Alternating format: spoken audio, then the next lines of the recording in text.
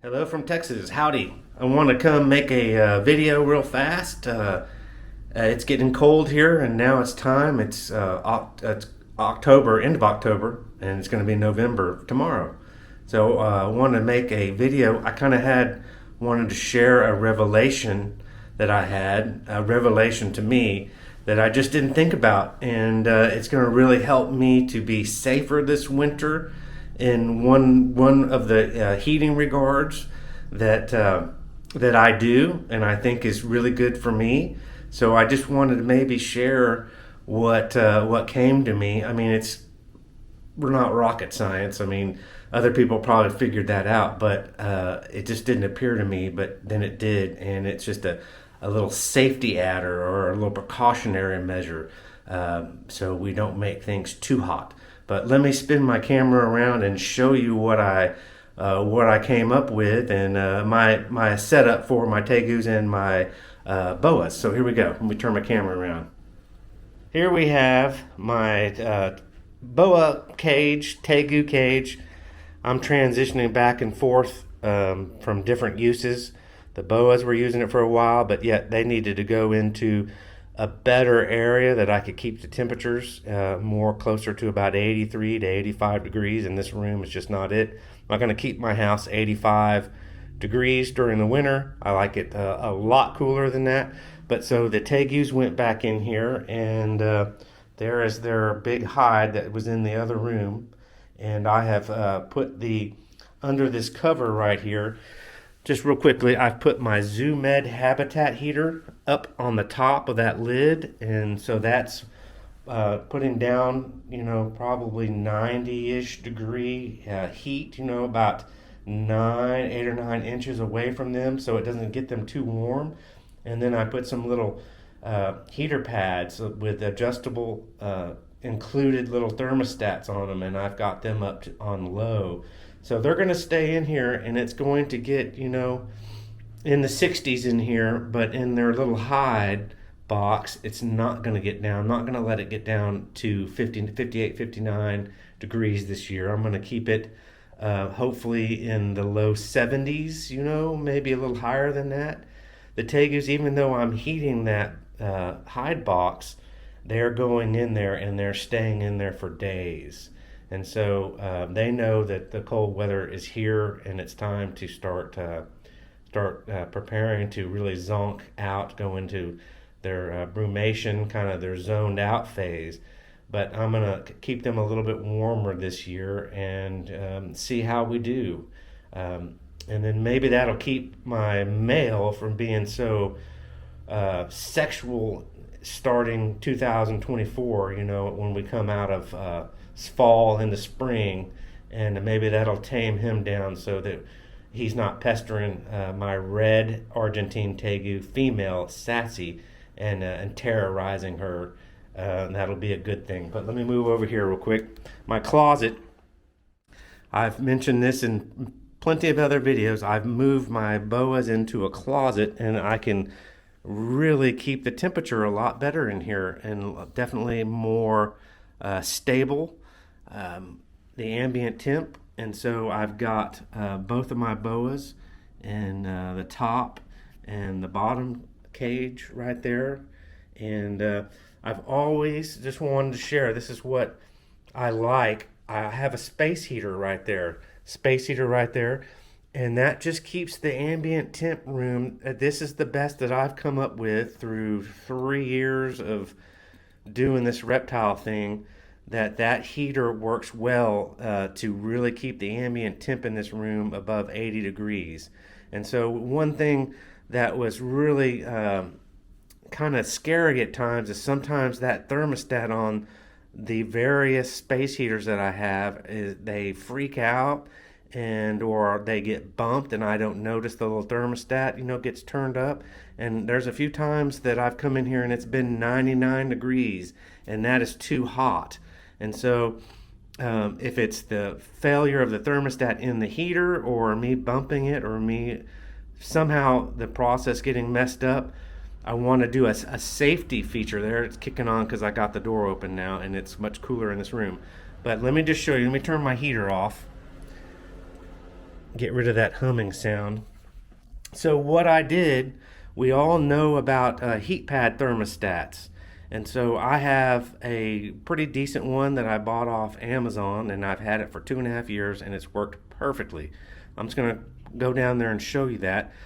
I plugged the heater power cord into the thermostat, and the thermostat is down there under the floor. And then I got a little cable that runs up, and there is the little thermometer portion right over here. So it's not in the direct line of the heat blowing, so it's probably try to make it a little bit more accurate so it stays on when it needs to and turns off when it needs to. So there's the little thermostat. And so it keeps, I set that as a safety parameter at like 88 degrees. And then the heater I try to set about 84 degrees. And so if the heater runs away and just starts blasting heat, doesn't shut off, and I'm not here to catch it, the thermostat will catch it and turn it off. And I've seen it already. I've adjusted it. So here's my thermostat, and it's the BN link. And it's got good reviews. I've had it, I've said, for 2.5 years. Works really well. It's digital. You can set exactly where you want it to turn off. And as a heat pad, to keep a heat pad at a constant temperature, and conserve power too. Conserving power is a big thing, but it keeps this room at 83, 84, 85 degrees, and that's going to be really good for my boas. And it'll conserve power as much as it can conserve power. So my electric bills have jumped up 20 to 30%. From 2020 to 2021 to 22, 23, they've jumped up phenomenally, a whole bunch, maybe 30 to 50 more dollars a month. So saving money is important to me. And then there I've got their UVB lights, though they are not really functioning as UVB lights, more just lighting up the room on a timer.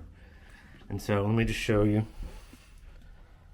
There's my timer system that I have just for the lights. And there we go. So that's my video. That's what I wanted to share.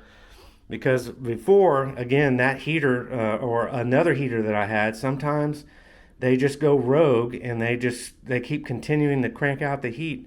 And the boas cannot sit in 100 degrees for a day. That would cook them. So to keep the room safe, then we're gonna use the little thermostat under there that I use. So that's the video. All right, that's it. Thanks for tuning in. I appreciate you watching. Not a lot of viewers, but maybe someone will find this helpful. If you do find it helpful, just give it a like, and I'll catch you on future videos. Okay, bye-bye. Have a great winter with your reptiles. All right, bye-bye.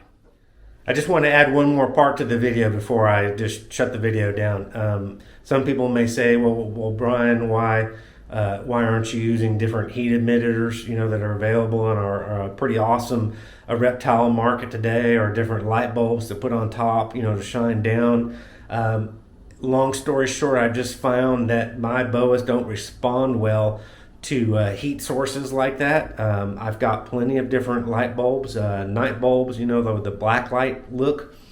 I've got plenty of different 50 watt, 100 watt daylight bulbs with different colors, different intensities, and different things like that. And they just don't respond well to that. So what I want to do is just keep a good ambient 360 degree temperature in their enclosure, and that they seem to be happier with that, because instead of just keeping a terrarium, at 88 degrees and the surrounding air around it, at 72 degrees, I like it actually cooler than that in the winter, but that is creates different conditions. And so the little heater, again, the space heater, keeping the entire smaller room a more constant temperature is the way to go, in my opinion, from a lot of observation and knowing really well my snakes and my tegus. but I've got, just to show you, I've got different a Pangea radiant heat bulb, if I think that's what they call that, that puts more heat down that actually gets to the inside of your reptile. Because we don't necessarily just want to heat the outside skin of the reptile and then have it cool where it matters. So this is supposed to do that kind of radiated heat for your reptile. So I got that, but it gets hot. It'll heat up, the cage, but then the rest of the room stays cold. I've got 2 of these Zoom Ed. I've had 3 and one burnt out, or one got dropped, I think is what happened. And it got mushed, the little end there. But I got 2 of these, and I just they don't work that well for me and what my expectations. But I'm not getting rid of them. I still have them, and I can use them for different applications. But lots of different light bulbs. Let me just show you real quick. Well, I got you here. I got a blue daylight bulb, and that's smaller. I think this was a 50 watt or 75 watt. And then I've got 250 watt bulbs, and then I've got 100 watt bulbs, and then I've got the nighttime bulb that puts out heat, but it's more of a nighttime moon type of light. So I've got everything covered. I just like the space heater. So that's it. Just wanted to share that last bit with people. Okay, bye.